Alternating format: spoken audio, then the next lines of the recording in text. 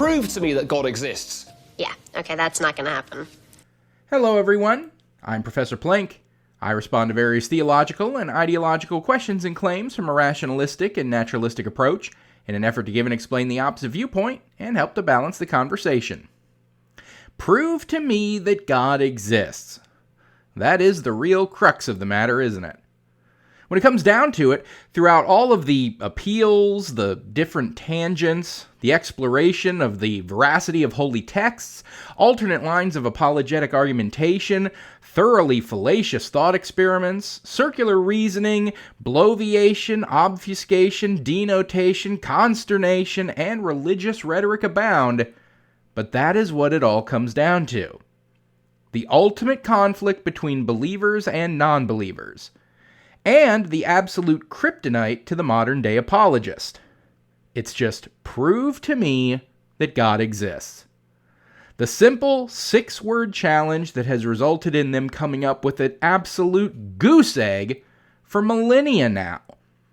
In fact, rising to this challenge has proven such a dismal failure again and again for proselytizers that pretty much all of them have figured out strategies to avoid doing that.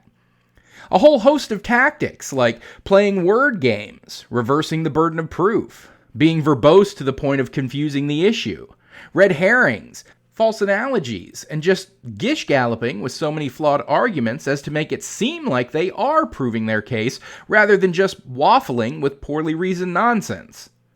And today, we're going to be seeing many of those tactics in action from a fellow named Andy Bannister, who's going to be addressing the notion of proving that God exists. I haven't even watched it yet, but I'm so familiar with the various scripts that apologists use by this point that I'm willing to bet that most, if not all of those tactics that I mentioned a little bit ago, will be brought to bear in this video today. Keep in mind, all of which are designed to avoid rising to the challenge of proving God's existence, and instead placate the challenger into silence and make it seem like the apologist has said something worthwhile rather than just rhetorical wankery.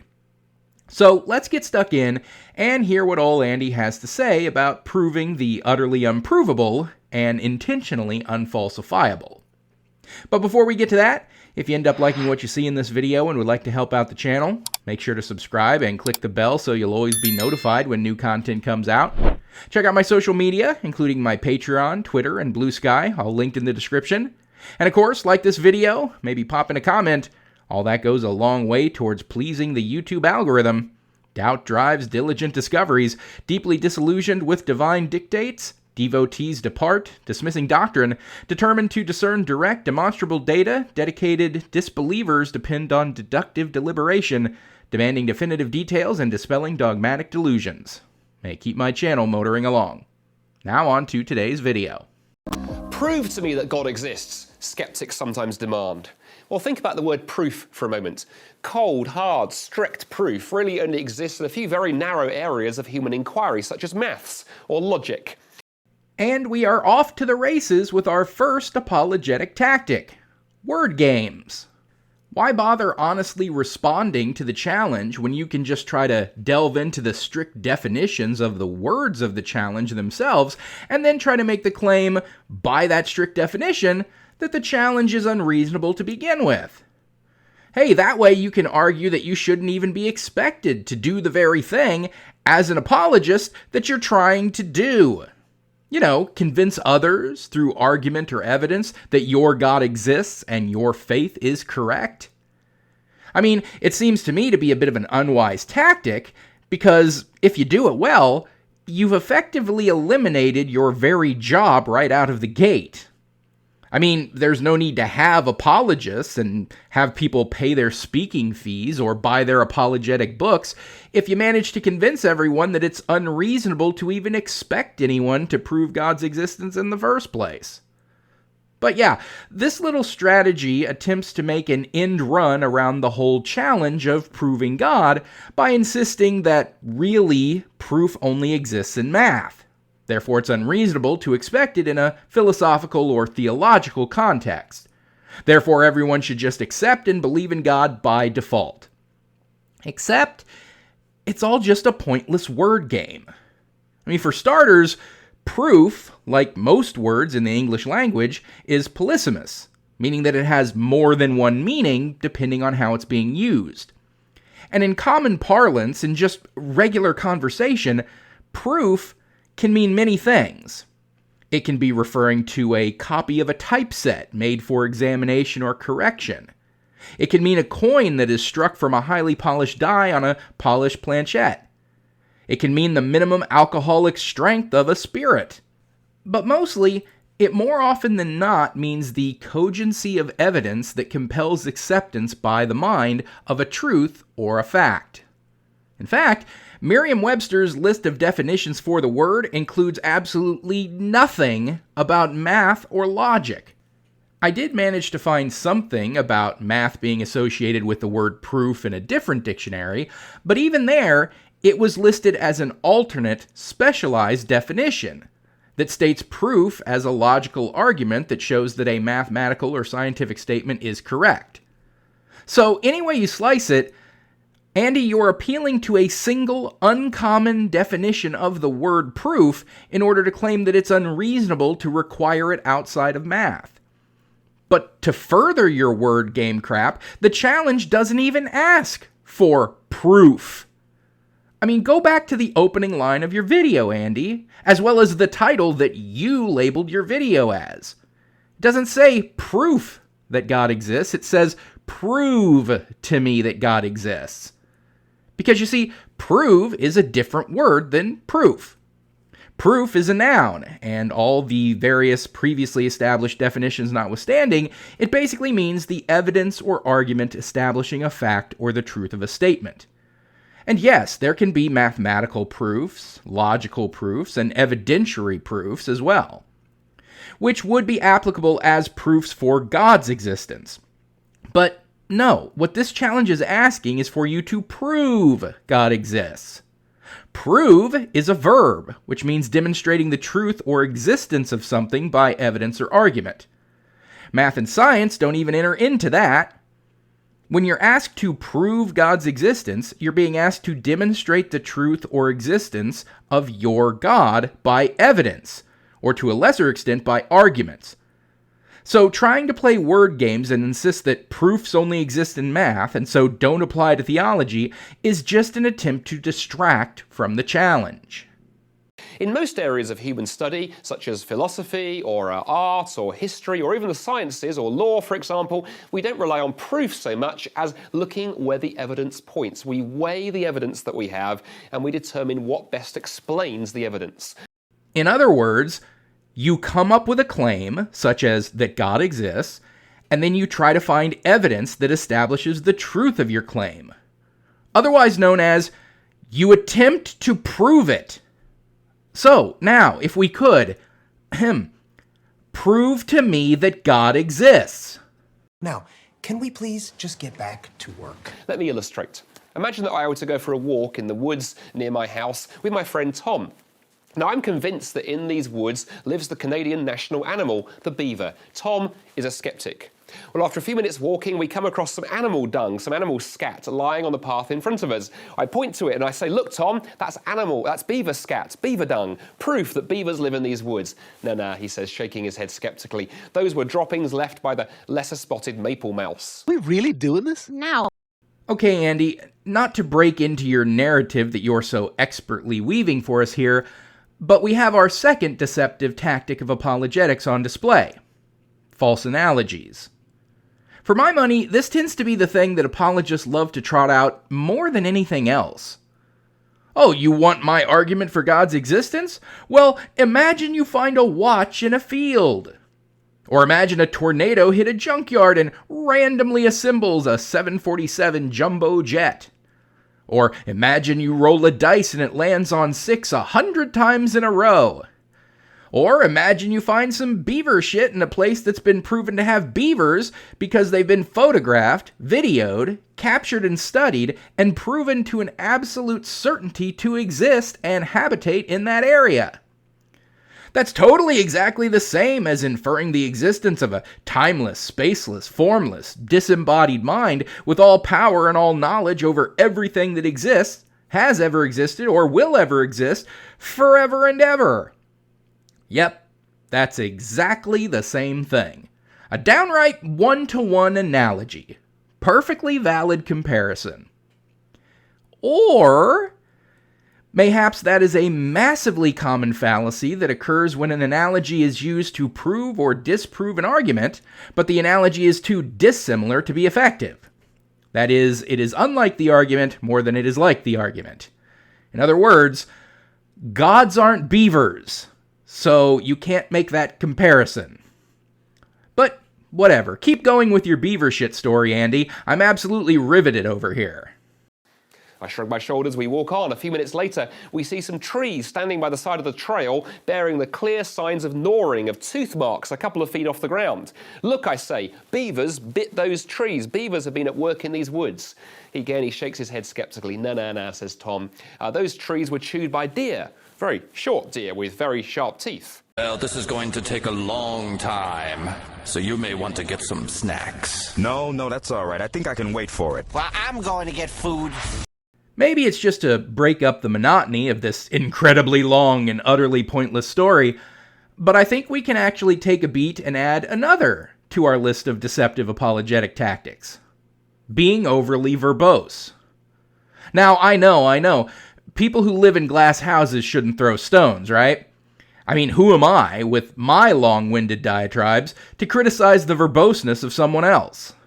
Well, I like to think that when I do it, it's because I'm attempting to fully flesh out and dive deep into a line of reasoning, and examine it from every possible angle. And that takes time, and a lot of exposition in order to do properly. But this? What Andy's doing? How long does this story need to go? I feel like we got to the point quite a long time ago. We get it. You said there was lots of evidence for beavers out in the woods. Your buddy thought other animals might have caused all that evidence. Other animals made those marks, other animals shat that scat. But it was most likely the beavers, ergo it makes sense to argue that beavers did it. There, how the frick long did that take? At a certain point, you're no longer making a point, and you're adding nothing of value to the conversation, but you're just filling up space with talking. So that when you are all said and done with your story, it seems like you must have really made a good argument. Because boy, were you talking for a long time, but you stopped adding anything of relevance a long time ago. And instead, you just needlessly belabored the point.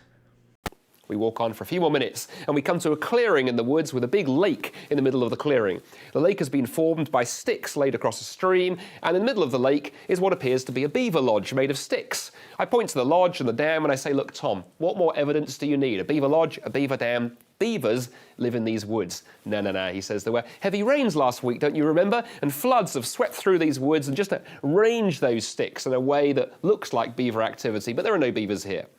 So, the massive, glaring problem with this analogy is so apparent, it's downright clobbering Andy over the head, but he just doesn't seem to get it, as most apologists don't. But he's trying to inarticulately argue that you have to follow the evidence where it leads, and look for the best explanation for the evidence you see around you. The best and most obvious explanation for all of those signs of beaver activity is that beavers are in the area and caused all of them. That is absolutely sound reasoning.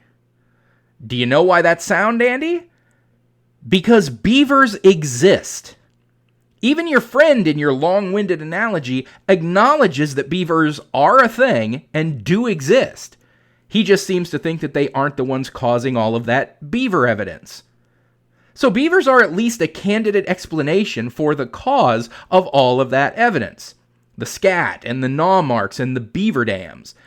But to try to analogize that to the existence of a god is wrong-headed because you haven't established your god as a possible candidate explanation for anything. I mean, beavers exist. We know that they do. We have ample evidence that they do, right down to having beavers in captivity that we can study. So if the same challenge were being made of the beavers as to the god that you're proposing in this video, prove to me that beavers exist would be the analogous claim, well, that would be fairly simple to do. Take that person who doesn't believe in beavers to the zoo and show them the beavers.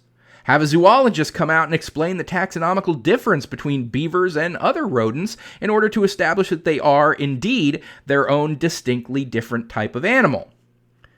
But you're not doing that. You aren't responding to the challenge of proving beavers exist. Your story, you're trying to establish that beavers are the cause of the evidence that you find in your surroundings. But the existence of beavers themselves is already established as a fact, and that's accepted. It would be more analogous to try to make the argument that all of the evidence of beavers that you see around you is being caused by magical 8th-dimensional wizard beavers. That's something that hasn't been established as a candidate explanation in the first place. But no, in your story, the existence of beavers is already established as true. Thus, all you need to do is show that the already accepted candidate explanation is the most likely one, more so than the deer or the mice being the culprits. But that can't be done the same way with the God claim, because you haven't done that first step, which would be proving God as a possible candidate explanation for the things that we see around us, like the universe, or the planet, or the life we find within it. So, we could actually slap another dishonest tactic of apologetics onto this story of the beavers. This is a bait and switch. This type of fallacy can sometimes be hard to spot, but what's happening is that Andy is stating several uncontroversially true statements in succession, all of his claims about the beaver evidence, followed by a claim that the arguer wants the audience to accept as true, such as, just as the beavers exist, so too does God.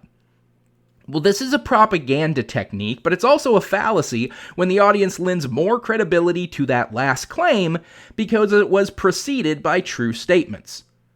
In short, beavers being real and being the most likely explanation for beaver-related evidence does not strengthen the claim that your proposed God is the reason for anything we see. Because to make that claim, you have to first establish the existence of your God as a possible cause, which is exactly the challenge you are supposed to be addressing right now. Doesn't anyone notice this? I feel like I'm taking crazy pills! Well, as we leave the woods, I have to admit, I wasn't able to show Tom on that occasion a real live beaver. But we did see a number of pieces of evidence that are best explained by the hypothesis that beavers lived in the woods, whereas Tom had to engage in these kind of ad hoc explanations every time a new piece of data came up. I think something similar is going on when it comes to God. The hypocrisy of accusing your fictional friend of making ad hoc rationalizations when you're sitting here trying to defend the idea of the Christian God is just absolutely delicious. Ad hoc rationalizations is a fallacy where an explanation is created for a specific, immediate situation to defend a pre-existing belief or argument, often to avoid acknowledging a contradiction or flaw in that belief. This is done constantly in religious apologetics. Like, for instance, when the problem of evil is brought up. Skeptics will argue that a perfect, loving, and powerful God shouldn't allow seemingly pointless suffering. The ad hoc rationalization for Christians often simply dismisses the logical contradiction by asserting the limits of human understanding, providing no actual explanation for why the suffering is necessary or good. Oh, God moves in mysterious ways, and He's beyond our frail human understanding. It just makes God's actions unfalsifiable and untestable. Or another ad hoc rationalization for suffering posits the moral goodness and that it requires adversity, but it doesn't explain suffering that destroys character, such as severe mental illness or crushing poverty, or pain that has no discernible moral benefit, like a baby dying in an earthquake. Or how about another? When it's pointed out that biblical prophecy fails, such as when biblical passages suggest that the return of Christ would occur within the lifetime of the apostles or shortly thereafter, but that of course didn't happen. Well, the Christian ad hoc rationalization becomes, well, the delay is because of a new secondary motive. They say it's God's patience. That wasn't part of the original clearer prediction. You see, God wants everyone to come to Him, and thus He's extending that second coming of Christ deadline. course, this does nothing to address the still valid criticism of that biblical prophecy being wrong about Jesus' second coming. Also, it just establishes a new problem, because as long as humans continue to be born, there would seemingly be no end to the argument about God's patience. Because every new person who is born needs to be given that same time to come to God of their own free will, that time that everyone else got. Ergo, Jesus can never return until the entire human race goes extinct. At which point, what would be the point of coming back at all? And there's tons of other ad hoc rationalizations that the religious often use to try to overcome massive problems with their faith and its adherence with reality. Things like the Genesis account of creation being totally wrong. Well, that was just a story told in metaphor, not to be taken literally. Oh, well, does that mean other parts of the Bible can be taken as a metaphor? Like the parts about the global genocidal flood that clearly never happened? Oh, no, that absolutely happened, just the way it was written. The evidence for it has all just disappeared over time. And there's plenty more examples abound of Christian ad hoc rationalizations. But, what would apologetics be if not the most glaring example of hypocrisy we've ever seen? Yes, there may not be one single knockdown piece of evidence for God, but I believe the God hypothesis best explains a wide array of pieces of evidence that, taken together, point to the fact that God exists. We've explored some of them in this video series. With single pieces of evidence that on their own might not convince you, but taken together, the evidence leads to God. Now, of course, Andy doesn't offer up what any of those pieces of evidence are, alluding to already having established them elsewhere. But in my time as a counter-apologist, the prevailing reasons that I've never accepted any of the so-called proofs of God's existence that people like Andy have attempted to offer up is because in every case, there have been vastly more likely candidate explanations that also have the benefit of actually being viable candidate explanations for whatever phenomena they've offered up. Like, what are some of the most common apologetic greatest hits? Why is there something rather than nothing? Well, it must have been God. Well, I don't see why there ever would have been nothing to begin with. And it seems more likely that something always existed. Apologists themselves would agree with that, as they think God always existed. Well, seems simpler and more likely that the universe always existed in some different form, and then made a natural change from how it existed before to how it exists now. That has the added benefit of the fact that we know the universe exists, whereas the existence of any God has not been established. So it's more likely that the universe itself would be the eternally existent thing, rather than any God being. What else is common in apologetics? Look at the trees! How do you explain all the varied life if not by God? Well, abiogenesis, evolution, and natural selection.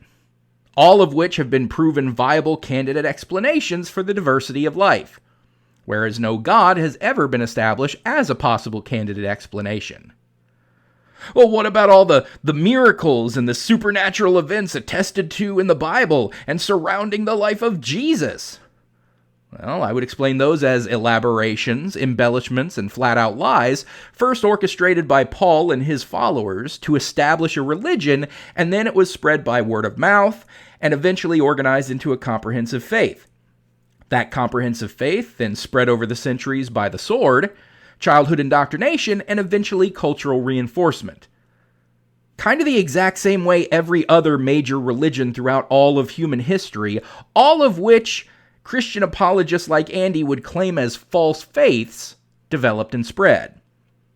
I've never encountered a single piece of evidence for Christianity, or any religion that relies on the foundational belief in a supernatural deity, that didn't have simpler, more likely, and more mundane explanations for it, that didn't require an appeal to an unestablished God being who can't even be taken as a possible candidate explanation for any of it.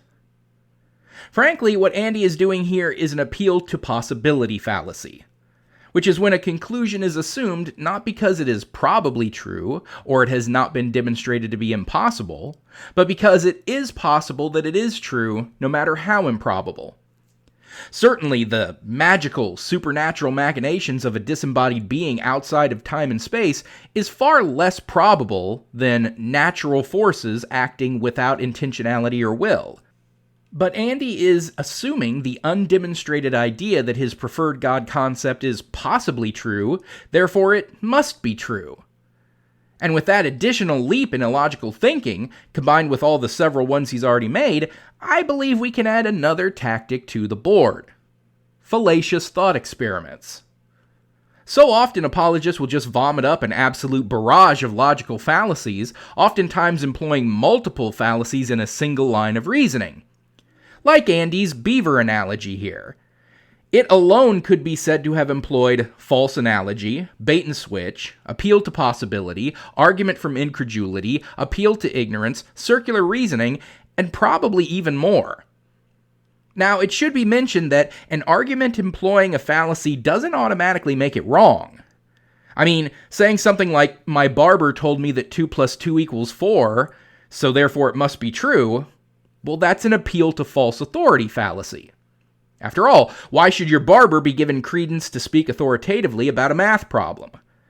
But the conclusion was still correct, despite the fallacious reasoning. But when you're using fallacious reasoning, the reasoning itself cannot be trusted.